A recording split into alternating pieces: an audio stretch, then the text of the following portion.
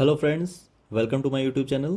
मैं भूपेंद्र खोलिया आप सभी का हमारे चैनल भूपेंद्र खोलिया सिविल इंजीनियरिंग एंड कंस्ट्रक्शन में स्वागत करता हूं।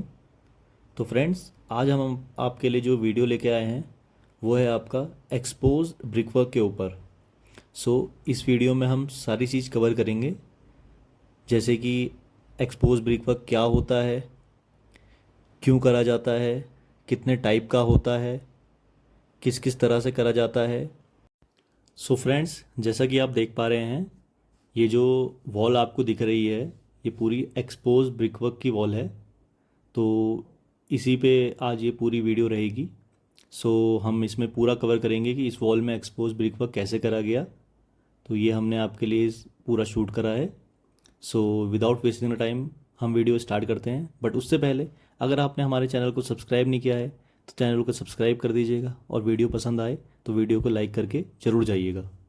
फ्रेंड्स, पहली चीज़ कि what is expose brickwork. Expose brickwork क्या होता है? तो बेसिकली एक्सपोज ब्रिकवर्क एक डिज़ाइन है जिसमें bricks and mortar joints visible रहते हैं।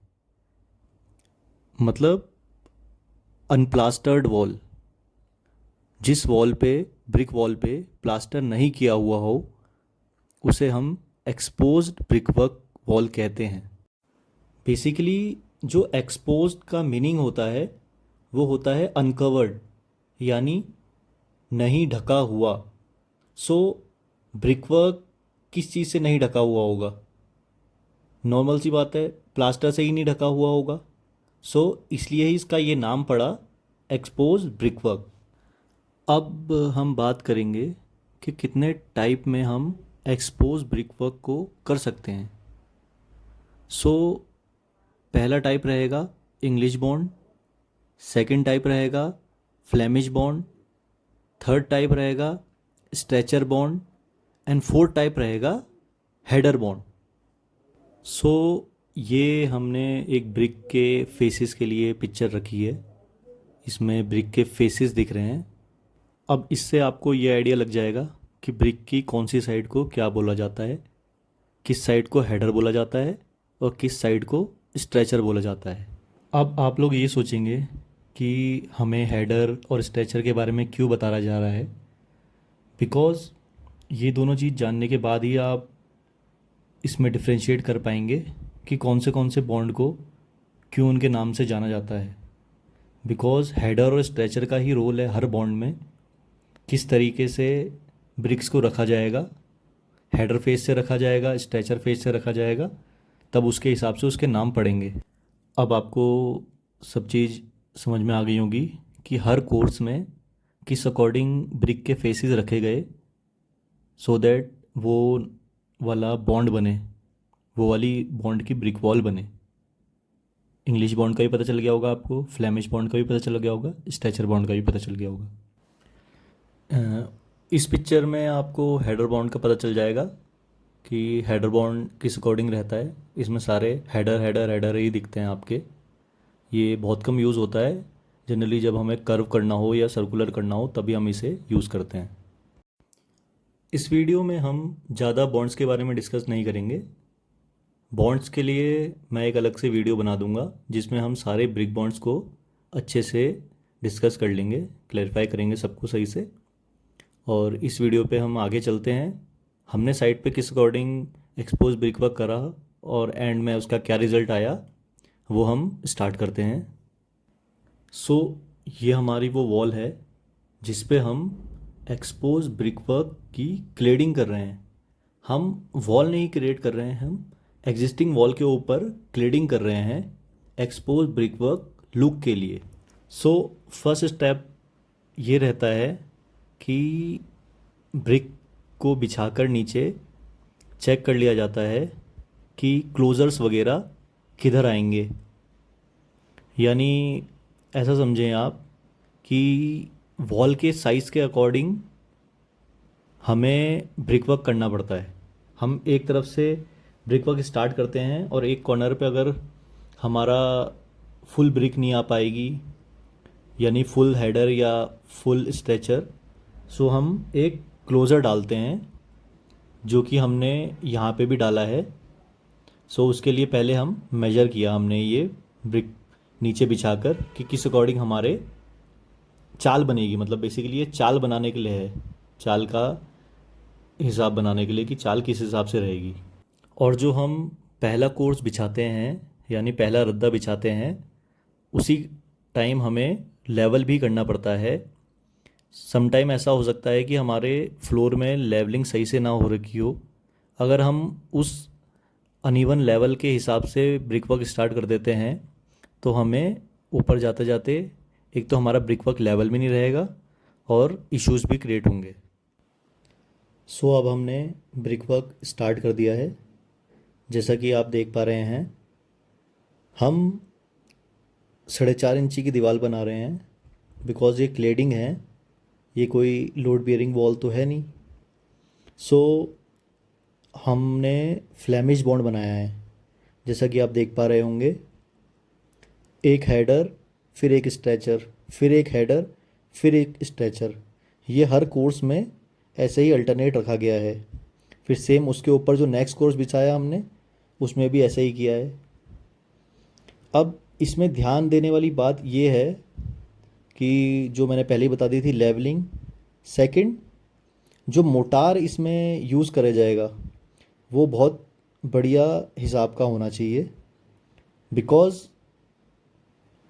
इसमें जो इसके ग्रूव्स कहें हम यानी जॉइंट्स, जो भी जॉइंट्स विजिबल रहेंगे मोटार, तो उसकी फिनिशिंग बहुत मैटर करती है एक्सपोज ब्रिक वर्क में। अगर वो सही तरीके से फिनिश नहीं है तो इसका कोई लुक सही से निकल के आएगा नहीं, एंड बेसिकली ये बनाया ही लुक के लिए जाता है। सो इसलिए इसमें बढ़िया सा मोटार बनाना पड़ता है, फाइन, थोड़ा छान के, बिकॉज़ मोटा होते जाता है तो फिनिशिंग थोड़ी सी कम आती है इस वजह से। अब आप लोग में से कुछ ये सोचेंगे कि हो सकता है इसमें टूल्स जो यूज़ हुए हैं वो कुछ कोई ख़ास टूल्स यूज़ हुए होंगे ये ब्रिक वर्क करने के लिए। सो इसमें जो एक ख़ास टूल यूज़ हुआ है वो बस कटर ही है, जो कि ब्रिक कटिंग के लिए यूज़ होता है। बिकॉज़ जो नॉर्मल ब्रिक वर्क होता है उसमें बसूली वगैरह से वो लोग ब्रिक को तोड़ लेते हैं, बट इसमें एकदम कटिंग करनी पड़ती है बढ़िया से, सो दैट एज कॉर्नर्स उसके एकदम बढ़िया रहें। अब बाकी जो टूल्स हैं वो तो सेम ही हैं, जैसे कि कन्नी, जिसे हम इंग्लिश में ट्रॉवल कहते हैं, और आपका प्लम बॉब, जिसे हम साहुल कहते हैं। थर्ड आपका एल्युमिनियम प्रोफाइल, जिसे हम फंटी कहते हैं। फोर्थ आपका मेसन लाइन, जिसे हम सूता कहते हैं, जो धागा होता है। तो वो सारी चीज़ें सेम ही हैं। बाकी जो इसका जो एल्युमिनियम प्रोफाइल यानी फंटी का जो इसमें रोल है, वो एक पतली फंटी यूज़ करी जाती है। वो वुड की भी हो सकती है, वो आपकी एल्युमिनियम की एक कोई प्रोफाइल भी हो सकता है पाइप टाइप का, सो दैट ग्रूव्स के लिए, बेसिकली ग्रूव यानी जो इनके मोटार जॉइंट्स होते हैं, मोटार बाहर नहीं आना चाहिए ब्रिक से अंदर ही रहना चाहिए। तो उसे रोकने के लिए स्ट्रेट लाइन में इसका यूज़ बढ़िया से किया जाता है, और जो ग्रूव को साफ़ वगैरह करने के लिए भी यूज़ करा जाता है इसका। अब आपने एक चीज़ नोटिस करी होगी, हमने ये 4.5 इंची की ब्रिक वॉल में एक्सपोज ब्रिक वर्क किस अकॉर्डिंग करा। हमने हेडर की कटिंग कर ली हाफ में, सो दैट वो 4 इंची में हमें फ्रंट से तो हेडर ही दिखे, बट वो पीछे उसकी 4 इंची ही रहे। तो सारे आप पीसीस देख पा रहे होंगे, हेडर के लिए हमने कट कर रखे हैं। बिकॉज स्ट्रेचर तो आपका फ्रंट से 9 इंची ही रहता है, और उसकी चौड़ाई तो आपकी 4.5 इंची ही रहती है, 4 साढ़े 4 इंची। बट हेडर का केस में वो डेप्थ उसकी ज़्यादा रहती है, फ्रंट कम रहता है, तो हमने उसके लिए कटिंग करी उसकी, इसलिए बेसिकली। सो अब हम डे 3 और डे 4 में पहुंच चुके हैं, एंड इतनी हाइट पे पहुंच चुके थे हम डे 3 में, और इतनी हाइट पे हम डे 4 में पहुंचे हैं। ये बहुत धीरे धीरे हो रहा है बिकॉज़ इसका लुक हमें बढ़िया चाहिए। सो इसलिए टाइम की ज़्यादा वैल्यू नहीं है इसमें, जो हमारा फाइनल रिज़ल्ट है उसकी वैल्यू है। सो ये आप देख पा रहे हैं, ये जो कॉर्नर में दिख रहा है आपको, ये क्लोज़र है। जो छोटा सा पीस दिख रहा है ब्रिक का, ये जो लाइन बाय लाइन अल्टरनेट में कोर्स में, तो ये क्लोज़र है, जिसकी हम स्टार्टिंग में बात कर रहे थे कि क्लोज़र कैसे आएगा जो चाल बनानी होती है। तो बेसिकली इसमें एक्सपोज ब्रिक वर्क में एक चीज़ और ध्यान देने वाली बात है कि जो ब्रिक हम चूज़ करें इसके लिए, वो बेस्ट क्वालिटी की होनी चाहिए। बेस्ट क्वालिटी ब्रिक से मतलब ये है कि आपने इस वर्क के लिए फर्स्ट क्लास ब्रिक ही यूज़ करनी है, या फिर आप आजकल जो वायर कट ब्रिक्स आती हैं वो भी यूज़ कर सकते हैं। बिकॉज़ एक तो इनका आपको साइज़ प्रॉपर मिलता है, दूसरा इनकी एजेस भी आपको टूटी फूटी नहीं मिलती हैं। सो ये हमारा फाइनल लुक आया है वॉल का, जो आप देख पा रहे हैं। एकदम सारे कोर्स बढ़िया से लगे हुए हैं, प्रॉपर फिनिशिंग है मोटार जॉइंट्स की। आप अपने यहाँ एक्सपोज ब्रिक वर्क दो तरीके से करा सकते हैं। फर्स्ट, जब आप अपने घर की एक्सटीरियर वॉल्स बना रहे हैं, आप उन्हें ही नॉर्मल वॉल्स ना बना के एक्सपोज वॉल बना दें, या फिर आप पहले नॉर्मल वॉल्स बना दें, बाद में उसके बाहर से 4.5 इंची की एक्स्ट्रा ब्रिकवर्क की क्लेडिंग करें, जो कि रहेगी आपकी एक्सपोज ब्रिकवर्क की, जैसा कि आपने हमारी वीडियो में देखा हमने जिस तरीके से क्लेडिंग करी। सो ये दो तरीके से आप अपने यहाँ एक्सपोज ब्रिकवर्क करा सकते हैं। एंड जो एक्सपोज ब्रिकवर्क की कॉस्टिंग आपको पड़ेगी वो 100 रुपये स्क्वायर फीट से लेके 200 रुपये स्क्वायर फीट तक हो सकती है, एंड उससे ज़्यादा भी हो सकती है, बिकॉज टाइम टेकिंग प्रोसेस है। सो इसकी कॉस्टिंग तो हाई रहेगी ही रहेगी, and at the and look he matter करते हैं। सो हमने इस वीडियो में एक्सपोज ब्रिकवर्क के बारे में सब चीज़ डिटेल में डिस्कस करी है। फिर भी इन केस अगर आपकी इसके अलावा भी कोई क्वेरी हो तो आप हमसे हमारी वीडियो में कमेंट करके पूछ सकते हैं। एंड अगर आपको वीडियो पसंद आई हो तो वीडियो को लाइक ज़रूर करिएगा, एंड अगर आपने हमारे चैनल को सब्सक्राइब नहीं किया है तो चैनल को सब्सक्राइब भी कर दीजिएगा। Thank you.